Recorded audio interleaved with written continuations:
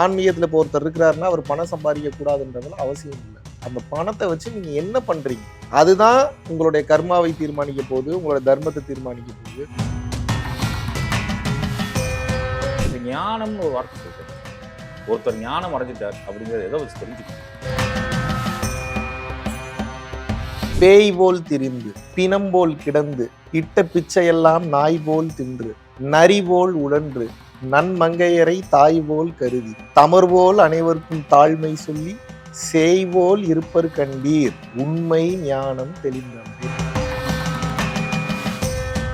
இந்த ஞான மார்க்கத்துல குருவின் அவசியம் எவ்வளவு முக்கியம் சார்? குரு வழிகாட்டியா இருப்பாரா இல்ல குருவே ஞானம் கொடுத்துருவாங்க?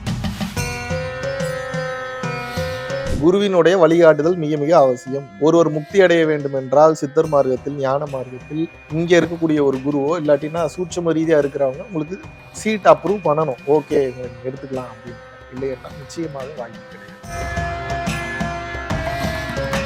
பிரம்ம முகூர்த்த ரகசியம்னு சொல்றாங்க சார். அது என்ன பிரம்ம முகூர்த்த ரகசியம்? வான்மார்க்கமாக பறந்து சென்ற சித்தர் ஒருவர் கீழே இறங்கி வந்து ஆசீர்வாதம் பண்ணிட்டு போனார். நல்ல நிலைக்கு நீ வருவ அப்படின்னு சொல்லிட்டு ஆசீர்வாதம் வந்து பண்ணிட்டு போனார்.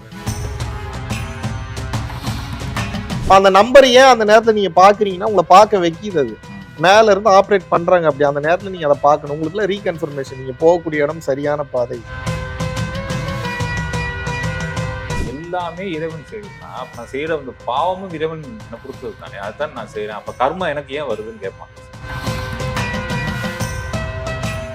சுகமே சொல்ல சாமி. குருவே சரணம். வணக்கம் சாமி. இந்த பொருள் வெஸ் அருள் அப்படின்னு ஒரு வீடியோ பார்த்தேன் சாமி. நீங்க பேசுனது ஒரு 29 மினிட்ஸ் இருக்குன்னு நினைக்கிறேன். இந்த வீடியோ ரொம்ப பிரமாதமா இருந்துச்சு.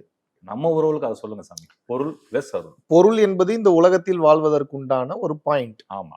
அருள் என்பது அவ்வுலகத்தில் வாழ்வதற்குண்டான ஒரு பாயிண்ட்.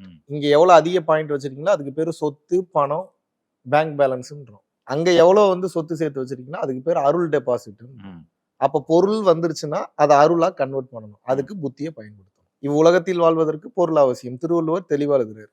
அருள் இல்லாருக்கு அவ்வுலகம் இல்லை, பொருள் இல்லாருக்கு இவ்வுலகம் இல்லாகி யாங்கு. பொருள் இல்லை என்றால் இவ்வுலகம் இல்லை என்று தெளிவாக கூறிவிட்டார். சோ ஆன்மீகத்துல இப்போ ஒருத்தர் இருக்கிறாருன்னா அவர் பணம் சம்பாதிக்க கூடாதுன்றதுல அவசியம் இல்லை. அந்த பணத்தை வச்சு நீங்க என்ன பண்றீங்க, அதுதான் உங்களுடைய கர்மாவை தீர்மானிக்க போகுது, உங்களோட தர்மத்தை தீர்மானிக்க போகுது. பணம் பொய்யா இருந்தா, பணம் தப்பா இருந்தா, பணம் கேவலமானதா இருந்தா, இப்போ ஆக்சிடென்ட் ஆகி ஒருத்தர் வந்து ஹாஸ்பிட்டல் அட்மிட் பண்ணியிருக்காங்க. இப்போ ஒரு 10 லட்ச ரூபா பணம் தேவைப்படுது. எப்படி அவருக்கு ஆபரேஷன் நடக்கும்னு கேட்கணும். அப்ப பணம் இப்ப நான் அங்க கொடுக்கக்கூடிய பணம் நல்ல பணமா கெட்ட பணமா? நல்ல பணம் தான். அப்ப பணம் அப்படின்றது தனித்து அதற்கு மதிப்பல்ல. ஆமா, ஆமா. அந்த பணத்தை எதுக்கு பயன்படுத்துறீங்கன்றதை பொறுத்து உங்களது எதிர்காலம் என்பது தீர்மானிக்கப்படுகிறது. அப்ப புத்திசாலி என்ன பண்ணுவானா, இன்று இருக்கக்கூடிய காலகட்டத்தில் இன்று நமக்கு கிடைத்திருக்கக்கூடிய வாய்ப்பை மிகச் சரியாக பயன்படுத்தி கொண்டு நமக்கு இருக்கக்கூடிய அறிவு, நமக்கு இருக்கக்கூடிய விஸ்டம், ஞானம், நமக்கு இருக்கக்கூடிய தெளிவு, நம்ம கத்துக்கிட்ட விஷயங்கள், நாலேஜ், நம்ம கிட்ட இருக்கக்கூடிய பொருள், பணம், இல்ல நம்ம கிட்ட இருக்கக்கூடிய ஆசீர்வாதங்கள், இது எல்லாத்தையும் ஷேர் பண்ணலாம். ஷேரிங் அண்ட் கேரிங், இதுலதான் மொத்த பிரபஞ்ச ரகசியமும் ஒளிஞ்சிட்டு இருக்கு. ஷேர் பண்ணணும், கேர் பண்ணணும். இத ஒருத்தன் குணமா மாத்திட்டானா அவன் இறைவனாக மாறிவிடுகிறான். சோ இந்த பக்குவ நிலையை ஒவ்வொரு மனிதனும் வளர்த்து கொள்ள வேண்டும். பொருளை அருளாக மாற்றுவது எப்படி என்பதை தெரிந்து கொள்ள வேண்டும். கிடைத்த அருளை மீண்டும் பொருளாக மாற்றுவது எப்படி என்பதை தெரிந்து கொள்ள வேண்டும். ஏன்னா இங்க நமக்கு வேற ஒரு வேலை இல்லை, அந்த வேலை தான் இருக்கு. அந்த வேலையை விட்டுட்டு எல்லா வேலையும் பார்த்துட்டு இருக்க கூடாதுன்னு சொல்றேன். ரொம்ப அருமையா இருந்துச்சு விளக்கம். இந்த ஞானம்னு ஒரு வார்த்தை சொல்றீங்க சாமி. ஒருத்தர் ஞானம் அடைஞ்சிட்டார் அப்படிங்கறத எதை வச்சு தெரிஞ்சுக்க முடியும்? இதை என்கிட்ட கேட்காதீங்க. ஏன்னா இப்ப அதை பத்தி இப்ப நானே விளக்கம் கொடுத்தா நல்லா இருக்காது. பட்டினத்தார்கிட்ட கேட்டாங்க, உண்மையான ஞானம் அடைஞ்சவனை எப்படி கண்டுபிடிக்கிறது? அதுக்கு அவர் கொடுத்த பதில் என்னன்னா, எழுதியிருக்கிறார் பாடலா. பேய் போல் திரிந்து பிணம் போல் கிடந்து இட்ட பிச்சையெல்லாம் நாய் போல் தின்று நரி போல் உழன்று நன்மங்கையரை தாய் போல் கருதி தமர் போல் அனைவருக்கும் தாழ்மை சொல்லி செய்வோல் இருப்பர் கண்டீர் உண்மை ஞானம் தெளிந்தவரே அப்படின்னு எழுதுறாரு. அப்படின்னா என்ன? பேய் போல் திரிந்து, இதுதான் என் வீடுன்னு அவனுக்கு ஒண்ணு இருக்காது. எல்லாம் அவன் வீடுதான். எங்க வேணாலும் போவான், எங்க வேணாலும் வருவான். பிணம் போல் கிடந்து, எங்க படுறானாலும் படுத்துப்பான். சாக்கடையில படுக்க சொன்னீங்களாலும் படுத்துப்பான், குப்பை தொட்டில படுறானாலும் படுத்துப்பான். அவனுக்கு எதுவும் பாதிக்காதீங்க. அந்த நிலையை அவன் ஸ்டேட் ஆஃப் மைண்டு கடந்திருக்கும்.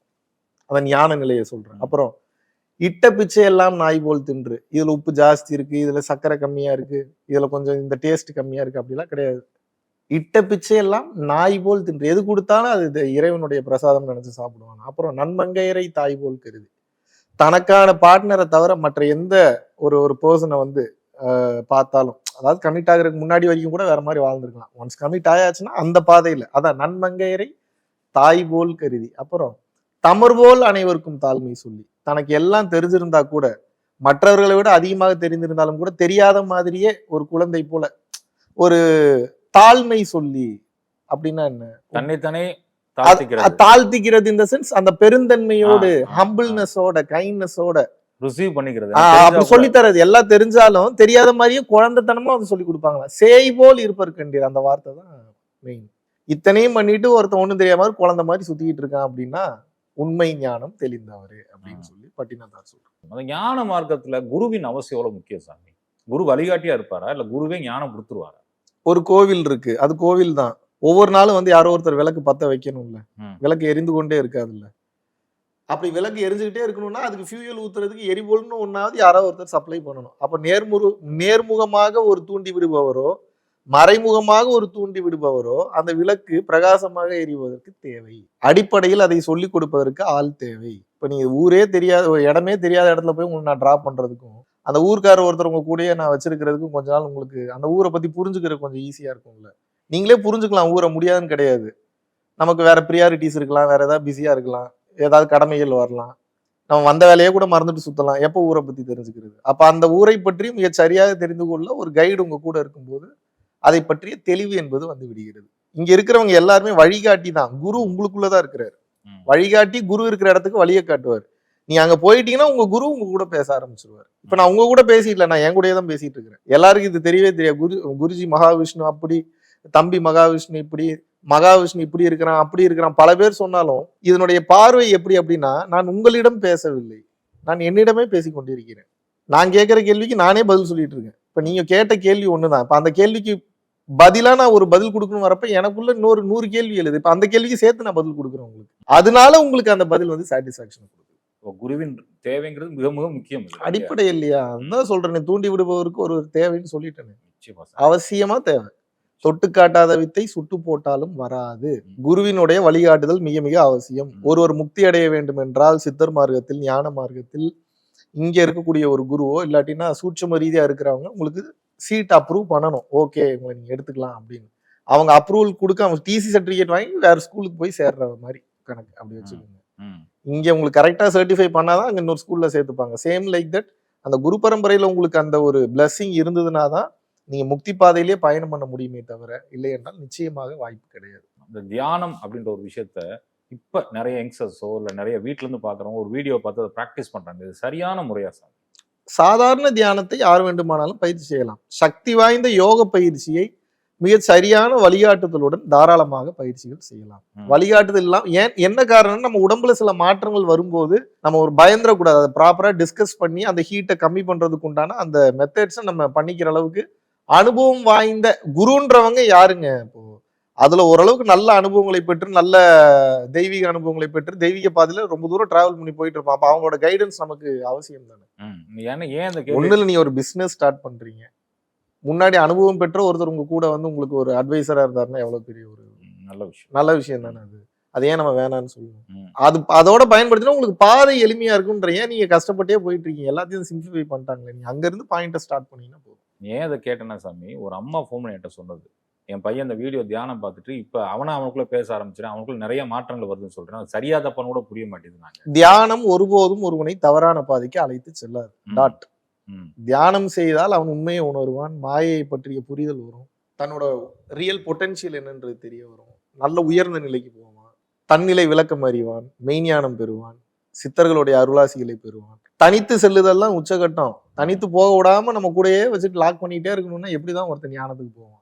அந்த தைரியத்துக்கு ஒருத்தர் போராடுறான், பாராட்டணும். வழிகாட்டுதலுடன் போகும்போது பயம் இல்லாமல் பயணம் செய்யலாம். யூனிவர்சல் லா அப்படிங்கறத இப்ப நிறைய பேர் வீடியோஸ் போட்டுட்டு இருக்காங்க இன்ஸ்டால. யூனிவர்சல் லா ஆஃப் அட்ராக்ஷன் 48 நாள் இது பண்ணுங்க அப்படின்றாங்க. இந்த யூனிவர்சல் லானா என்ன சார்? நிறைய லா இருக்கு. நீங்க ரொம்ப சிம்பிளா புரிஞ்சுக்க, கொடுக்கறத பெறுறீங்க, அவ்வளவுதான். இதை விட ஒரு உயர்ந்த லா இல்ல. புத்திசாலி அப்ப என்ன பண்ணுவான்? நல்ல விஷயத்த கொடுப்பான். ஏன்னா உனக்கு நல்ல விஷயம் வேற வேற ரூபத்துல கிடைக்கும். இந்த இடத்துல இருந்து 100 பாசிபிலிட்டி கிரியேட் ஆகும். 100 பாசிபிலிட்டிலையும் 100 உலகம் இருக்கு. சாலிகிராமமும் போகலாம், அசோக் நகரும் போகலாம், வில்லிவாக்கமும் போகலாம், சேலம் போகலாம், திருப்பூர் போகலாம், கோயம்புத்தூர் போகலாம். எங்க போனாலும் அங்க ஒரு உலகம் இருக்கு தானே எனக்கு. அந்த டிராவல் ஒரு உலகம் தானே எனக்கு. உலகத்துக்குள்ள ஒரு டிராவல்ன்றது ஒரு உலகம். அப்போ அந்த அடிப்படையில நீங்க எந்த பாதையை சூஸ் பண்ணி போறீங்கன்றத பொறுத்து உங்க எதிர்காலம் இருக்கு. எல்லாமே விதிதான். அதுல எந்த லூப்பை எந்த டைம் லைனை ஃபிக்ஸ் பண்ணி நீங்க போறீங்க. ஆஸ்திரேலியா ஃபிளைட் ஏறினீங்கன்னா ஆஸ்திரேலியா போவீங்க, சிங்கப்பூர் ஏறினீங்கன்னா சிங்கப்பூர் போவீங்க. ஃபிளைட் எங்க வேணாலும் போகும், அது வேற மேட்ரு. நீங்க எங்க போகணுன்றத முடிவு பண்ணி டிராவல் பண்ணி போறீங்க. இறைவனின் அனுமதிக்கு உட்பட்டு பயணம் பண்ணி போறீங்க. நிச்சயமா சாமி, நிச்சயமா. அந்த பிரம்ம முகூர்த்த ரகசியம்னு சொல்றோம்ல சாமி, அது என்ன பிரம்ம முகூர்த்த ரகசியம்? அதாவது காலை நேரத்துல அமுதக்காற்றுன்னு சொல்றாரு வள்ளல் பெருமான். அமுதக்காற்றுன்னா என்ன? ஓசோன், ஃப்ரெஷ் ஓசோன் வந்து பூமிக்கு வரக்கூடிய நேரத்தை இறைவன் வரக்கூடிய நேரம்ன்றாங்க. அந்த நேரத்துல அதிக எண்ணெய் அலைகள் வந்து இருக்காது, பறவைகள் விலங்குகள் கூட தூங்கக்கூடிய நேரம். அந்தந்த நாட்டினுடைய ஜிஎம்டி டைம் படி 3:30 to 4:30 எக்ஸாக்டா சொல்லணும்னா அந்த டைம். இன்னும் எக்ஸாக்டா சொன்னா 3:20 to 4:20. அதுக்கப்புறமா 5-5:30 வரைக்கும் அந்த பவர் இருக்கும். பட் ஒரு பெர்சன்டேஜ் லெவல்ல கொஞ்சம் கம்மியா இருக்கும். ஸோ அந்த நேரத்தில் நீங்க உட்கார்ந்து பேசுறீங்கன்னா இறைவன் கூடயே பேசுற மாதிரி. அந்த நேரத்துல உட்கார்ந்து சிந்திக்கிறேன்னா இறைவன் கூடயே சிந்திக்கிற மாதிரி. இறைவன் கேட்பார், எல்லா நேரத்திலும் கேட்பாரு, அந்த நேரத்துல அதிகமா கேட்பார். அந்த நேரத்தில் சித்தர்கள் வான்மார்க்கமாக பயணம் செய்கிறார்கள். அந்த நேரத்துல ஒரு பயிற்சியோ யோக முறையோ ஒரு தெய்வ வழிபாடோ பண்ணும்போது சித்தர்களுடைய அருளாசிகள் கிடைக்கும். எனக்கெல்லாம் ஒரு முறை அது அப்படிப்பட்ட ஒரு காட்சி கிடைச்சு ஆசீர்வாதத்தை பெறப்பட்டு வான்மார்க்கமாக பறந்து சென்ற சித்தர் ஒருவர் கீழே இறங்கி வந்து ஆசீர்வாதம் பண்ணிட்டு போனார். நல்ல நிலைக்கு நீ வருவா அப்படின்னு சொல்லிட்டு ஆசீர்வாதம் வந்து பண்ணிட்டு போறாரு. இப்போ இதெல்லாம் சொல்லும் போது கதை போல தெரியும். நீங்க பிராக்டிஸ் பண்ணி பாத்தீங்கன்னா தான் அந்த உண்மையை உணர முடியும், புரிய முடியும். ஆன்மீகத்தை பத்தி பேச ஆரம்பிச்சிட்டாவே எக்ஸ்பீரியன்ஸுக்குள்ள போயிட்டீங்கன்னாவே சூப்பர் நேச்சுரலா தான் இருக்கும். அதுக்காக அது இல்லைன்னு சொல்ல முடியாதுல்ல. அதை பற்றி பேசாமல் இருப்பதனால் அப்படி நடக்கவில்லை என்ற அர்த்தம் கிடையாது. அதை பத்தி பேசி உங்களுக்கு புரிய வைக்கிறதுக்கு பேசாம இருந்துக்கலான்ற அந்த மனநிலை தானே தவிர நடக்காமல் இல்லை. அதை பத்தி இப்பவே நம்மள மென்டல்ன்றாங்க ஆன்மீகத்தை பாதி பேசினா. நீ அதெல்லாம் பேசினா கன்ஃபார்மே பண்ணிடுவாங்க.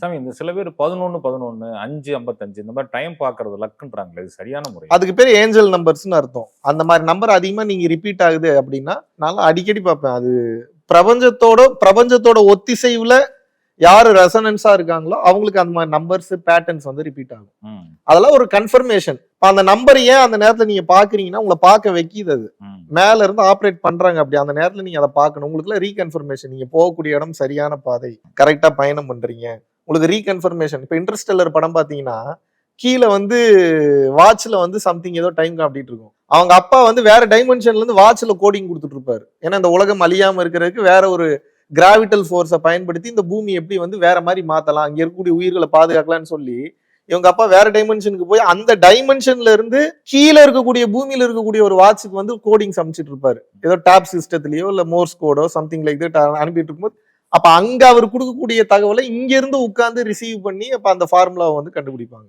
சேம் லைக் தட் கண்ணிற்கு தெரியாத ஸ்பிரிட் கைட்ஸ் நம்ம முன்னாடி இருக்கக்கூடிய பொருள்களை நகர்த்தி சைகைகளை காண்பித்து பறவைகளை வைத்து விலங்குகளை வைத்து நமக்கு மெசேஜ் கொடுக்குறாங்க. நமக்கு புரியல. புத்திசாலி கவனிச்சானா அந்த மெசேஜ் புரியும். நம்ம கிட்ட அப்படித்தான் பேசுவாங்க. நம்ம தான் கவனமா கவனிக்கணும்.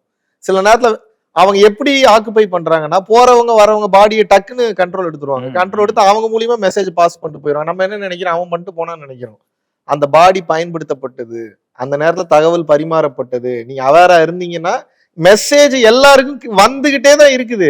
இது நைட்டுன்னு மட்டும்தான் வரும், காலையில பிரம்ம முகூர்த்தத்துல தான் வரும்ன்றது கிடையாது. நல்லா விழிப்புணர்வா அவேரா இருந்தீங்கன்னா எப்ப வேணாலும் இந்த மெசேஜ் நீங்க எடுத்து டீகோட் பண்ணி உங்களுக்கு வந்திருக்கிற மெசேஜ் நீங்க ஆப்ரேட் பண்ணி உங்க லைஃபோட growth, உங்க பர்பஸை ஈஸியா அடையலாம். அதுக்கு அவங்க ஹெல்ப் பண்ணிட்டு இருக்காங்க. அவங்களோட வேலையே அதுதான். ஸ்பிரிட் கைட்ஸோட வேலையே அதுதான். பூமிக்கு பாதுகாவலர்கள் இருக்கிறார்கள். தர்மத்தை பாதுகாப்பதற்காக மனித உருவத்திலேயே இருக்கிறார்கள். ஆற்றலுடன் இருக்கிறார்கள். சக்தி பெற்றவர்கள் இருக்கிறார்கள். எங்க இருக்காங்கலாம் கேட்காதீங்க, இருக்காங்க. கண்ணுக்கு தெரியாத ரூபத்திலயும் இருக்காங்க. எல்லா ரூபத்திலயும் இந்த பூமிக்கு புரோட்டோகால்ஸ் இருக்கு, செக்யூரிட்டி இருக்கு, ஃபுல் ப்ரொடெக்ஷன் இருக்கு. அப்புறம் ஏன் இவ்வளவு பிரச்சனை நடக்குதுன்னு கேட்காதீங்க. இங்க ஒரு பெரிய ஒரு ரீசைக்ளிங் ப்ராசஸ் போயிட்டு இருக்கு. இன்னும் கொஞ்ச நாள்ல புரியும் உங்களுக்கு. புரியுது சாமி. இப்பயே ஆரம்பிச்சிருச்சு, இன்னும் கொஞ்ச நாள்ல புரியும். நீங்க பார்க்க டெப்தா போக போக புரியும். நிச்சயம். ஏன்னா இந்த உலகம் வந்து இல்லாட்டினா ஒரு சமநிலை ஒண்ணு தேவைப்படுது. அந்த சமநிலைக்கு அது நமக்கு ஆழமான அறிவு இல்லாமல் பார்க்கும்போது அது ஏதோ தவறாகத்தான் தெரியும்.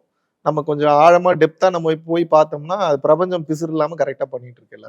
அதுக்கு டிஸ்ட்ராக்ஷனே இல்லையே, நம்மளுக்கு தானே டிஸ்ட்ராக்ஷன். நம்ம அதான் அது ஜாலியா பண்ணிட்டு தான் இருக்கும். சாமி, விளக்கு தியானம் அதனோட பயன்பாடு எப்படி பண்ணணும்னு ஒரு சொல்லுங்க சாமி. ஒரு விளக்கு கொளுத்திக்கிறீங்க, மண்ணெண்ணெய் தவிர ஏதோ ஒரு எண்ணெய், இழுப்பு எண்ணெய்னா பெட்டர், நல்லெண்ணெய் இல்ல நெய், விளக்கு கொளுத்தி வச்சு லைட்டெல்லாம் ஆஃப் பண்ணிட்டாலும் சரி போட்டாலும் சரி, ஒரு அடிக்கு ஏதோ ஒரு கட்டை மாதிரி செஞ்சு அது மேல வச்சு உங்களுக்கு விளக்குக்கு ஒரு அடி இல்ல ஒரு 1.5 அடி டிஸ்டன்ஸ்ல நிமிர்ந்து உட்காந்து சின்முத்திரை பிடித்து முதல்ல வந்து பாத்தீங்கன்னா புருவ மத்தியத்துல இருந்து அந்த விளக்கை வந்து ஒரு 5 to 6 minutes பாக்குறீங்க. மேக்ஸிமம் 10 மினிட்ஸ் அவ்வளவுதான். அதுக்கு மேல பார்க்கக்கூடாது ஆரம்பத்துல. அப்புறம் போக போக நீங்க வந்து கொஞ்சம் கொஞ்சமா இன்க்ரீஸ் பண்ணிக்கலாம். ஏன்னா நீங்க அதிகமா விளக்க பார்க்க உள்ளுக்குள்ள இருக்கக்கூடிய கர்மா அழியும், உள்ளுக்குள்ள இருக்கக்கூடிய சால்ட் டெபாசிட்ஸ் கரையும். அந்த எனர்ஜியை தாங்கிக்கிற அளவுக்கு நீங்க பக்குவமா இருக்கும். 10 to 15 மினிட்ஸ் நீங்க வந்து பண்ணிடுறீங்க. அதுக்கப்புறம் கண் மூடி இங்க கவனிச்சீங்கன்னா அந்த ஒளி வந்து இங்க லைட்டா தெரிய ஆரம்பிக்கும். அதை ஒரு 10 மினிட்ஸ் கவனிக்கிறீங்க. ஒரு 5 to 10 மினிட்ஸ். அப்புறம் உங்களுக்கு ஏதாவது பிரார்த்தனை இருக்குன்னா இறைவன் கிட்ட பிரார்த்தனை பண்ணிட்டு உங்க வேலையை பார்க்க போகலாம். டெய்லி இதே நீங்க ரெகுலரா பண்ணிக்கிட்டே இருக்கும்போது உங்களுக்குள் இருக்கக்கூடிய தெளிவு அப்படின்ற அந்த பார்ட் அப்பதான் வேலையே செய்யும். அது தெளிவு அதிகமாக உங்களுக்கு தெரியாது என்ன நடக்குதுன்னு. நீங்க பயிற்சி மட்டும் பண்ணுங்க. உங்க கூட டிராவல் பண்றவங்க சொல்லுவாங்க, என்ன ஆளே மாறிட்ட, என்ன டிஃப்ரெண்டா பேசுற, என்ன தெளிவா பேசுற. உங்க சிந்தனையே மாறிடும். கிளாரிட்டி, வரக்கூடிய வார்த்தைகள் ஒவ்வொன்றும் ஞானத்துல இருந்து வெளியில வரும், அறிவுல இருந்து வரவே வராது. சோ அது ஏன் அப்படின்னா அந்த ஒளிக்கு அப்பேற்பட்ட ஆற்றல் என்பது உண்டு, அந்த சக்தி என்பது உண்டு. அந்த ஒளியை பார்க்க பார்க்க உள்ளுக்குள் இருக்கக்கூடிய திரைகள் கொஞ்சம் கொஞ்சமாக விலகி கொண்டே போகும் என்பது சித்தர்களுடைய அருள்வாக்கு, வள்ளல் பெருமானுடைய அருள்வாக்கு.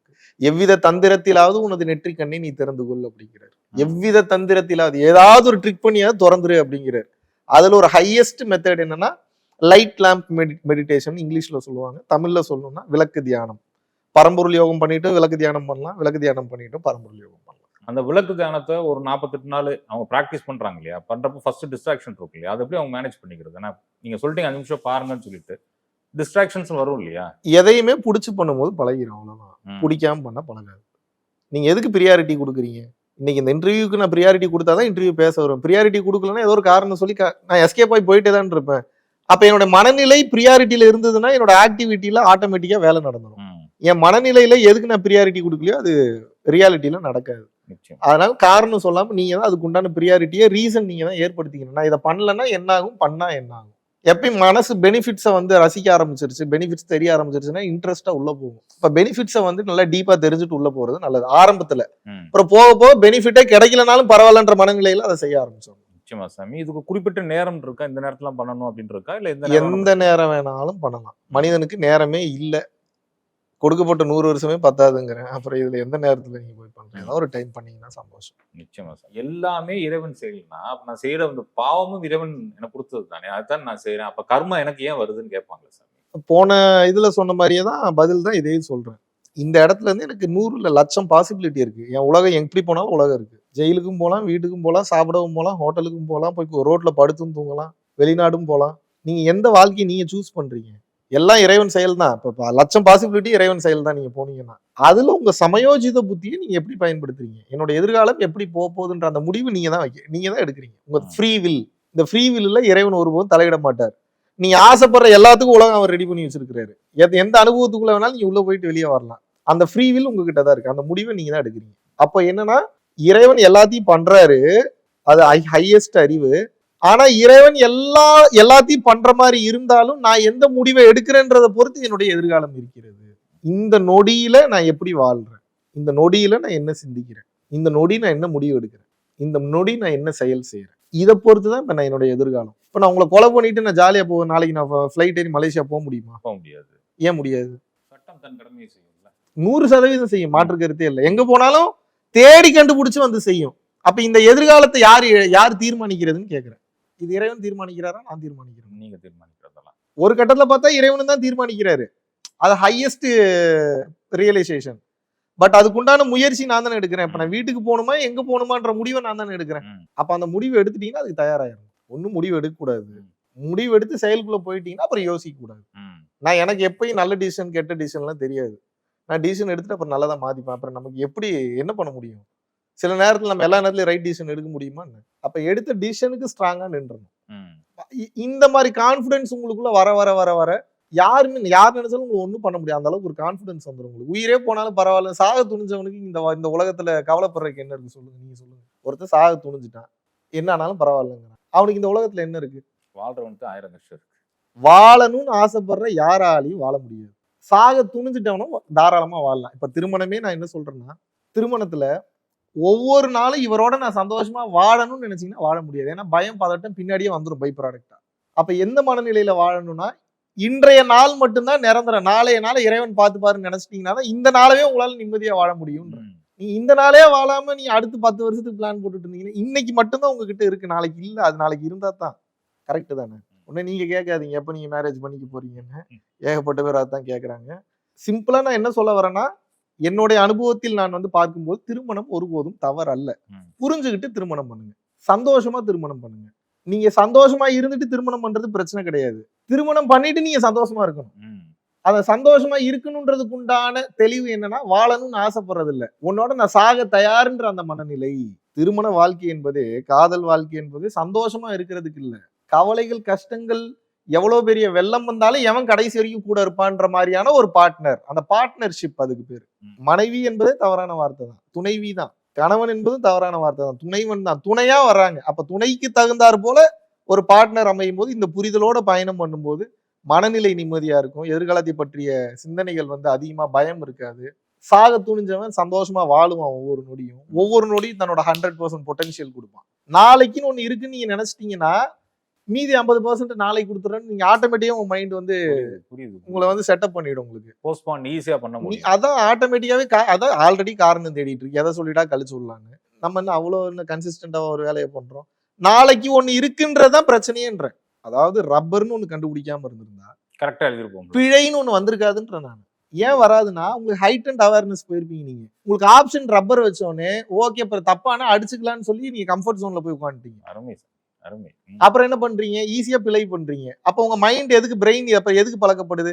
100% பொட்டன்ஷியல் ஓபன் பண்ண பயன்படாம 1% 2%லயே நீங்க ரொட்டேட் ஆயிட்டு இருக்குது. அப்ப ஹைட் அண்ட் அவேர்னஸ்க்கு போகணும்னா அந்த அளவுக்கு ரிஸ்க் ஃபேக்டர்ஸ் நீங்க கடக்கிற அளவுக்கு நீங்க உங்க கெப்பாசிட்டி வளர்த்துக்கணும். இல்லாம எப்படி அந்த இடத்துக்கு போக முடியும்? நிச்சயமா. அந்த லிவ் இன் த பிரசன்ஸ், அதாவது பிரசன்ட்ல வாழணும்னு சொல்றீங்க. இதுக்கு ஏதாவது சின்ன சின்ன டிப்ஸ் சொல்லலாமா சாமி? இந்த நாளைக்கு இருந்து அவங்க பிராக்டிஸ் பண்ண வைக்கிறாங்க. ரொம்ப சிம்பிள். இருக்கிற இடத்த ரசிக்க ஆரம்பிச்சிட்டீங்கன்னா பிரசன்ட்ல இருப்பீங்க. சிம்பிள். இப்படி புரிஞ்சுக்கோங்க. ரசனை இல்லாத இடத்துல உங்களால பிரசன்ட்ல இருக்க முடியாது. அப்ப முதல்ல இருக்கிற இடத்தையும், பார்க்கிற மனிதர்களையும், பொருட்களையும் எல்லாத்தையும் இறைவனா நினைச்சு இறைவனின் படைப்பா கருதுங்க. அவருக்கு நன்றி உணர்வு காட்ட ஆரம்பிங்க. உங்களோட நன்றி உணர்வு பார்க்கிற எல்லாத்துக்கிட்டையும் வெளிப்படும். அப்ப ஆட்டோமேட்டிக்கா பிரசன்ட்ல இருப்பீங்க. எடுக்கிற மனநிலையில இருந்தீங்கன்னா பிரசன்ட்ல இருக்க முடியாது. பதட்டம் படப்பட வந்துடும். கொடுக்குற மனநிலை இருக்கும். கொடுக்கிற மனநிலை இல்ல. அதை கவனிக்கிற மனநிலையில இருங்க. பிரசன்ட்ல இருப்பீங்க. கவனிங்க. தேவையானது உள்வாங்குங்க. எல்லாத்தையும் கவனிக்கணும். அவசியமானது உள்வாங்கணும். கோயிலுக்கு போய் சாமியை வழிபாடு பண்றது எனக்கு ரொம்ப ஈஸியா இருக்கு சாமி. ஆனா எனக்குள்ள என்னென்னு உணர்றங்கிற போது நிறைய கஷ்டப்படுறோம். அது ஏன் அப்படி வருது? ஒரு பயணத்துல ஒரு ஒரு போராட்டம் இருந்தா தானே நல்லா இருக்கும். ஊரே சுத்திட்டு வந்துரும். நம்மளை பத்தி நம்ம வந்து ஆராய்ச்சியே பண்ணியிருக்க மாட்டோம். இங்க பிரச்சனையே அதுதான். நம்மளை பத்தி ஆராய்ச்சி பண்ணியிருந்தோம்னா எல்லாமே தெரிஞ்சிருக்கும். ஏன் நம்மளை ஆராய்ச்சி பண்ணணும்னா, நம்ம இயங்குற மாதிரி தான் ஒவ்வொருத்தரும் இந்த உலகத்துல இயங்கிட்டு இருக்காங்க. தெரியல நமக்கு. அப்ப அடுத்தவனை படிச்சு இந்த உலகத்தோட சீக்ரெட்ஸை தெரிஞ்சுக்கணும்னு நினைக்காம, நான் என்ன படிக்கணும்ன்றதை நீங்க புரிஞ்சுக்கிட்டீங்கன்னா எல்லா சீக்ரெட்ஸும் டீகோட் பண்ணிடுவீங்க. நான் உலகத்தை படிச்சு சீக்ரெட்ஸை டீகோட் பண்ணல. உலகத்தை படிச்சிருக்கேன். பட் உலகத்தை படிச்சது உலகம் இவ்வளவுதானான்றது தெரிஞ்சுக்கிறதுக்கு உலகத்தை படிச்சேன். உலகத்துல இவ்வளவு இருக்கான்றதை நான் உலகத்தை தெரிஞ்சுக்கல. உலகம் இவ்வளவுதான்றது தெரிஞ்சுக்கிட்டேன். பட் இதுக்குள்ள இவ்வளவு இருக்கா அப்படின்றத நான் என்ன படிச்சுதான் தெரிஞ்சுக்கிட்டேன். ரெண்டுத்துக்கு நிறைய டிஃபரன்ஸ் இருக்கு. உலகத்தையும் படிக்கலாம், நீ உங்களையும் படிக்கலாம். உலகத்தை படிச்சீங்கன்னா லிமிடேஷன். உங்களை படிச்சீங்கன்னா தேர் இஸ் நோ லிமிடேஷன். அணுவிற்குள் அணுவாய் அப்பாலுக்கு அப்பாலாய் போயிட்டே இருக்கே. திருமூலர் சொன்ன மாதிரி இதுக்கு முதலும் இல்லை முடிவும் இல்லை. சாமி, நம்ம திருமணத்தை பத்தி பேசுனால கேட்கிறேன். திருமணம் சார்ந்த பிரச்சனைகள் இப்போ ரொம்ப அதிகமா இருக்க மாதிரி இருக்கே சாமி. கடந்த ஒரு 4-5 வருஷமா ரொம்ப அதிகமா இருக்கு. அது ஏன்? கடவுள் கொடுத்த ப்ராடக்ட்டை நீ ஆல்டர்னேஷன் பண்ண முயற்சி பண்ணிட்டு இருக்கீங்க. அது முடியாதுன்ற. கடவுள் எக்ஸ்பெக்டேஷன் அதிகமாயிருச்சா எல்லாத்துக்கும்? எங்க கடவுளே ஒரு பெஸ்ட் பிராண்டு கொடுத்துருக்காரு. அவரால் அதுதான் அந்த அளவுக்கு தான் பெட்டரா படைக்க முடியுது. அதுக்கு மேல அவராலேயே முடியல. அப்ப திருமூலர் என்ன சொல்றாருன்னா, அதை அதாகவே ஏற்றுக்கொள்ளுங்கிறாரு. அதை அதாகவே ஏத்துக்கிட்டீங்கன்னா திருமணத்துல ஒரு பிரச்சனையும் வராது. அதை அதாகவே ஏத்துக்காம மாத்த முயற்சி பண்ணீங்கன்னா பிரச்சனை வரும். ஒண்ணு மாற்றம் நடக்கும்போது நடக்கட்டும். நான் எல்லா ஸ்டார்முக்கும் எல்லா புயலுக்கும் நான் தயாரா இருக்கிறேன்னா பிரச்சனை இல்லை, கடந்துடலாம். நீங்க மாத்த முயற்சி பண்ணீங்கன்னா ஓவரா மாறிக்கிட்டே இருந்தாலும் பிரச்சனை, சுத்தமா மாறாம இருந்தாலும் பிரச்சனை. அப்ப இந்த டியூ கோர்ஸ் ஆஃப் டைம்ல அந்த மாற்றம் நடக்கிற வரைக்கும் அதை பொறுமையாக ஏற்றுக்கொள்ளக்கூடிய பக்குவத்திற்கு வரணும். குறிப்பா திருமணம் என்பதே அது ஒரு ஒரு ஒரு சமுத்திரம் போன்றது. அதை நீந்தி கடந்து வர்றது பெரிய விஷயம் தான். சாதாரண விஷயம் கிடையாது.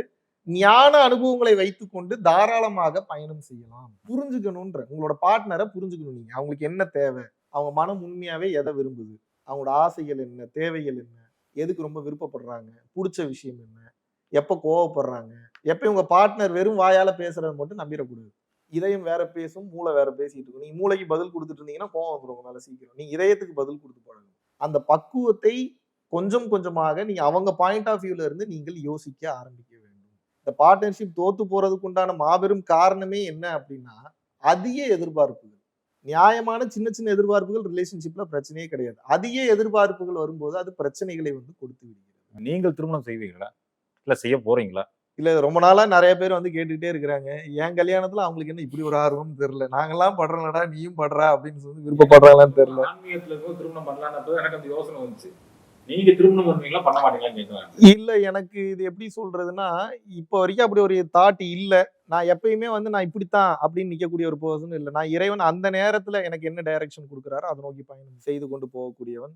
முன்னாடி இருந்த குருமார்களுமே கம்பல்சரி நீ கல்யாணம் பண்ணுன்னு சொல்லி இப்போ வரைக்கும் அடிக்கடி ஃபோன் பண்ணி பேசிட்டு தான் இருக்காங்க. நான் இன்னும் அப்படி ஒரு நபரை பார்க்கல என் லைஃப்ல. அது நம்மள புரட்டி போடணும்ல. அப்படி உண்மையாவே நான்லாம் ஒரு அராத்து. அடங்காத ஒரு வீணா போனவன் நானு. என்ன கண்ட்ரோல் பண்ற அளவுக்கு கெப்பாசிட்டியோட ஒரு பெர்சன் இருந்தா நமக்கு அந்த தாட் வரும். இப்போ வரைக்கும் அப்படி ஒரு பெர்சன் பார்க்கல. மேபி எதிர்காலத்தில் இறைவன் எனக்கு என்ன பிளான் வச்சிருக்கிறாருன்னு தெரியல. வாய்க்கிலேயே பேசினவங்கலாம் கல்யாணம் பண்ணிட்டு தான் போயிட்டு இருக்காங்க. ஆனா திருமணம் அவசியம் இல்லை என்பது என்னுடைய கருத்து. எதிர்காலம் எனக்கு என்ன வச்சிருக்குன்றது தெரியல. மேபி என்னை புரட்டி புரட்டி போடக்கூடிய வகையில, என்னை மாற்றி அமைக்கக்கூடிய வகையில, என்னை சிந்திக்க வைக்கக்கூடிய வகையில, என்னுடைய வேவ் லென்த்துக்கு கேரக்டருக்கு மேட்ச் ஆகுற மாரி யாரோ ஒருத்தரை பார்த்தால், இப்போ வரைக்கும் பார்க்கல. பார்த்தால் மேபி யோசிக்கலாம். பட் தெரியல. அது இறைவன்ட்ட உத்தரவு கேட்டுட்டு தான் பார்க்கணும். விரைவில் பார்ப்பீங்கன்னு நினைக்கிறேன். எப்படி சொல்றீங்க? நினைக்கிறேன். எனக்கு ஒரு intuition அப்ப நான் நிம்மதியா இருக்கிறது பிடிக்கல உங்களுக்கு. சந்தோஷம். வந்துச்சு. விரைவில் பார்த்துருவீங்க சாமி. மகிழ்ச்சி. ரொம்ப சந்தோஷம். நன்றிகள் சாமி. சுகமே சுகம். குருவே சரணம். நன்றி.